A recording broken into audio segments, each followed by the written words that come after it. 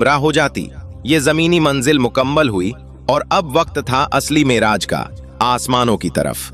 अब यहां से मेराज यानी बुलंदियों का सफर शुरू हुआ, जमीन से आसमान की तरफ। जब पहले आसमान पर पहुंचे तो दरवाजा खटखटाया गया। पूछा गया, कौन?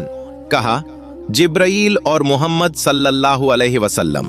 फरिश्तों ने कहा, खुश आमदीद, क्या ही मुबारक आने वाले हैं। पहला आसमान, वहां हजरत आदम अलैहिस्सलाम मौजूद थे। उन्होंने अपने बेटे को दुआ दी। आप सल्लल्लाहु अलैहि वसल्लम ने देखा कि आदम अलैहिस्सलाम के दाएं तरफ कुछ लोग हैं जिन्हें देखकर वो खुश होते हैं, ये जन्नती हैं, और बाएं तरफ कुछ लोग हैं जिन्हें देखकर वो रोते हैं, ये जहन्नमी हैं। सफर जारी रहा। दूसरे आसमान पर हजरत यहया और हजरत ईसा अलैहिस्सलाम से मुलाकात हुई। तीसरे आसमान पर हजरत यूसुफ अलैहिस्सलाम मिले। नबी पाक सल्लल्लाहु अलैहि वसल्लम फरमाते हैं, ऐसा लगता था जैसे दुनिया की आधी खूबसूरती अल्लाह ने यूसुफ अलैहिस्सलाम को दे दी है।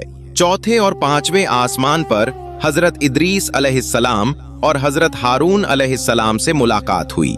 छठा आसमान, यहाँ हजरत मूसा अलैहिस्सलाम मिले। जब आप सल्लल्लाहु अलैहि वसल्लम आगे बढ़ने लगे तो मूसा अलैहिस्सलाम रोने लगे। पूछा गया, क्यों?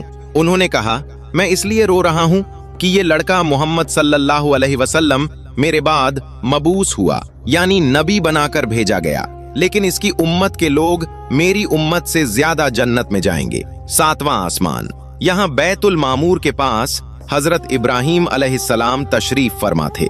बैतुल मामूर आसमानों का काबा है, जहां रोजाना 70,000 फरिश्ते तवाफ करते हैं।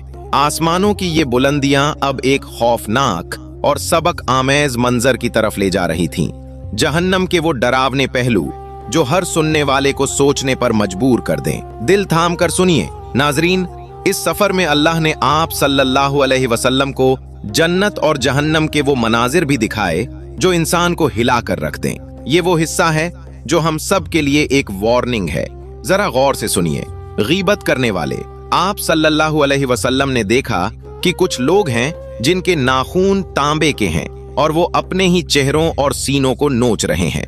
जिब्राईल ने बताया, ये वो लोग हैं जो लोगों की गीबत करते थे। सूद खाने वाले, कुछ लोग थे जिनके पेट इतने बड़े थे कि वो हिल भी नहीं सकते थे और उनके पेट में सांप चल रहे थे जो बाहर से नजर आ रहे थे।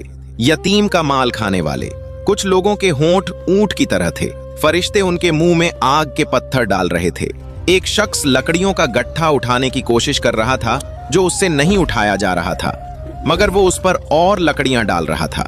ये वो शख्स था जो जिम्मेदारियों का बोझ अदा नहीं करता था मगर और जिम्मेदारियां लेता था। जिना करने वाले, आपने देखा कि लोग अच्छा और पाक गोश्त छोड़कर सड़ा हुआ बदबूदार गोश्त खा रहे हैं।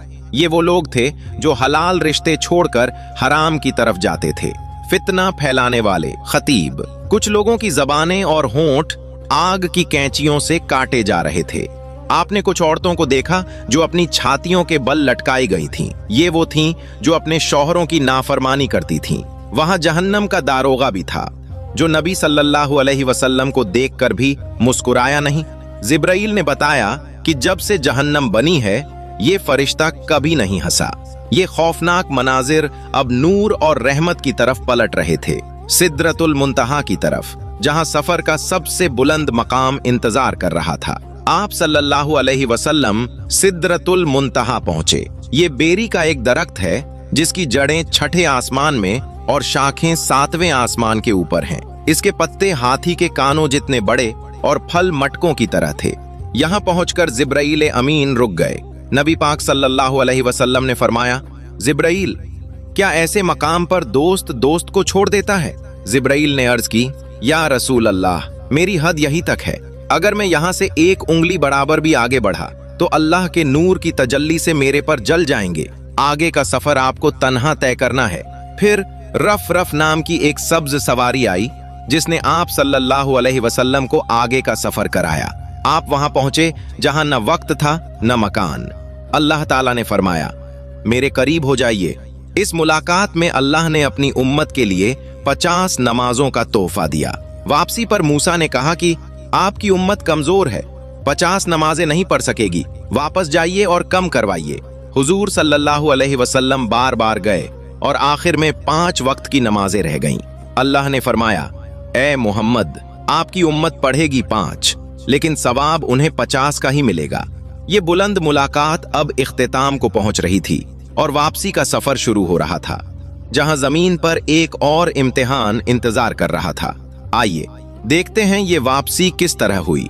इस लंबे सफर के बाद आप सल्लल्लाहु अलैहि वसल्लम वापस उम्मे हानी के घर पहुंचे। मोजिजा ये था कि बिस्तर अभी तक गर्म था और दरवाजे की कुंडी हिल रही थी, यानी जमीन पर वक्त थमा हुआ था। सुबह हुई तो आप सल्लल्लाहु अलैहि वसल्लम ने लोगों को बताया। अबू जहल हंसता हुआ आया और मजाक उड़ाने लगा। लोगों ने कहा, अगर आप सच्चे हैं तो बैतुल मुकद्दस का नक्शा बताएं। अल्लाह ने आप सल्लल्लाहु अलैहि वसल्लम की आंखों के सामने पूरा शहर कर दिया और आपने एक एक चीज गिनवा दी। नाजरीन, मेराज का वाकया हमें बताता है कि नमाज की अहमियत क्या है और गुनाहों का अंजाम क्या है। अगर आपको ये वीडियो पसंद आई तो शेयर जरूर करें और कमेंट में सुभान अल्लाह लिखें। मिलते हैं अगली वीडियो में। अल्लाह हाफिज।